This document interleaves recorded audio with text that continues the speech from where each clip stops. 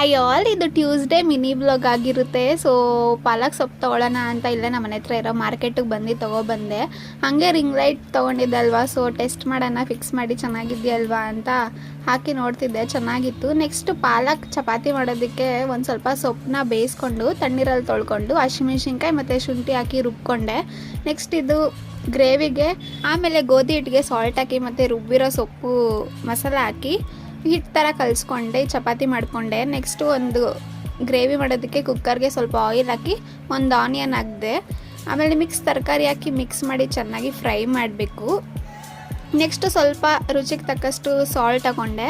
Next ಸ್ವಲ್ಪ ಅಚ್ಕಾರದ ಪುಡಿ, ಗರಂ ಮಸಾಲ ಮತ್ತು ಸ್ವಲ್ಪ ಅರಿಶಿನ ಇಷ್ಟನ್ನು ಹಾಕಿ ಚೆನ್ನಾಗಿ ಫ್ರೈ ಮಾಡ್ಕೊಂಡು ಮಸಾಲೆ ರುಬ್ಬಿಟ್ಕೊಂಡಿದ್ದಲ್ವ ಅದನ್ನು ಕೂಡ ಆ್ಯಡ್ ಮಾಡ್ಕೊಂಡು 1-2 ವಿಷಿಲ್ ಕುಕ್ಕರ್ ಕೂಗಿಸಿದ್ರೆ ತರಕಾರಿ ಗೊಜ್ಜು ರೆಡಿ ಆಗುತ್ತೆ. ನೆಕ್ಸ್ಟ್ ಚಪಾತಿ ಕೂಡ ರೆಡಿ ಆಯಿತು, ಚೆನ್ನಾಗಿತ್ತು.